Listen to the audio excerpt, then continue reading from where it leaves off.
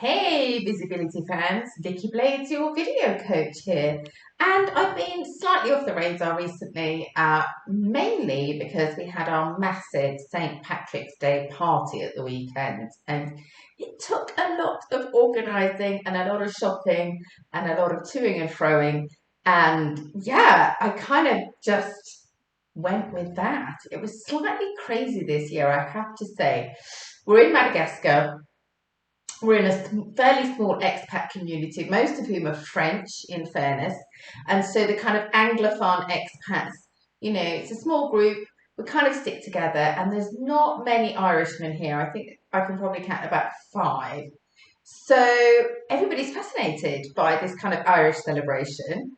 And would you believe there is an Irish band which has three fiddlers, a British woman, a American woman, and a German fella who all play the traditional Irish fiddle, which is amazing, and then an American lady who plays the bodhrán, the Irish drum. So amazing. We had live Irish music.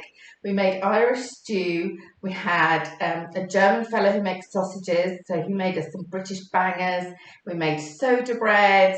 And my husband wore his kilt, obviously. So it was really fun to kind of put together this Irish experience. And because of that, loads of people wanted to come. Obviously, the band's quite big because as well as the fiddlers and the drummer, we've got, the singers and the guitarists and all what have you. So they invited lots of people. And long story short, over 100 people ended up coming. And we catered for about 50.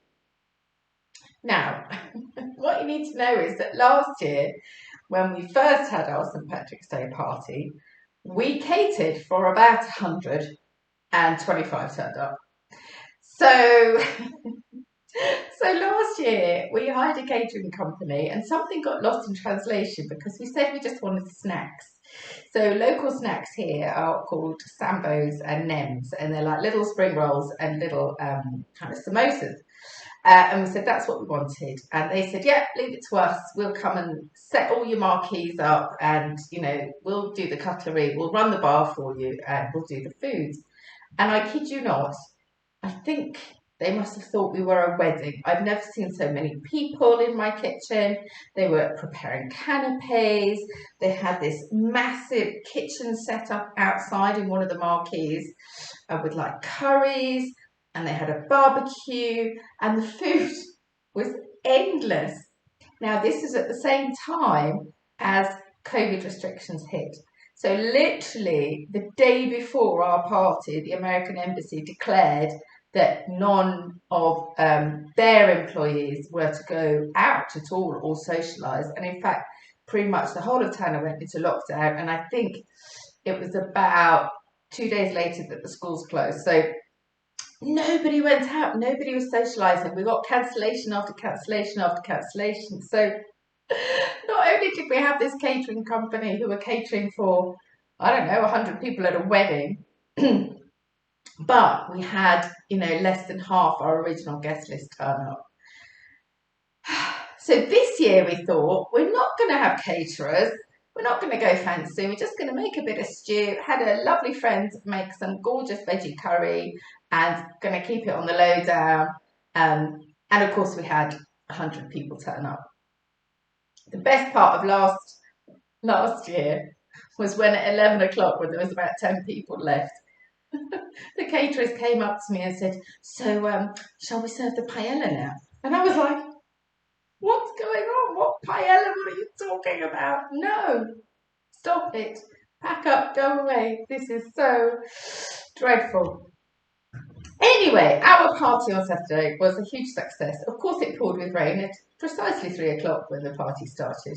And once again, we had sound issues for the band, which is a bit of a shame. But the upshot of all this is that we managed to have a St. Patrick's celebration. Loads of people came, they had a great time, and you know what? That's what it's all about in the end. Lots of lovely messages saying thank you for the invitation, and despite the sound issues, we had our lovely fiddlers and our drummer out on the veranda playing away Irish music in the rain, and it was just fabulous. So I guess what I'm really saying is that no matter how much you prepare, you really don't know what's going to happen on the day. And I feel like that with videos as well. Like I always say to people, over prepare and under rehearse. And what I mean by that is, know your equipment, know where you're going to be, what you're going to wear, what you're going to say. Get all of that ready so that when you hit record, you're not left kind of saying too many things, giving too much information. Very common. Remember your CTA, all of that. But no matter how much you prepare, it is at some point going to go wrong. A bit like our St. Patrick's Day parties. From the sublime to the ridiculous. And the same with lives as well. I know it feels scary to go live, but hey, you've got to get out there and start making mistakes and having things go wrong so that you can move on and realise that no one's going to die. And when you look back on it, like it's now been a few days since our party, it actually was a huge success. Parts of it did feel very stressful, but you know what? At the end of it, everybody had a good time. And we now know even more information for the next time we have a party about our electricity supply, about what to do if it rains, about catering for either 1,000 people or none.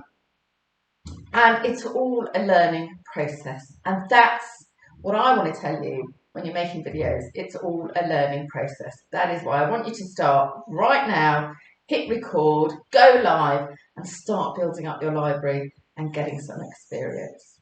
Okay, so Vicky Blaze, your video coach here. I want you to know that you can always connect with me via a free call as well. If you want any more video tips, I'd love to help you out.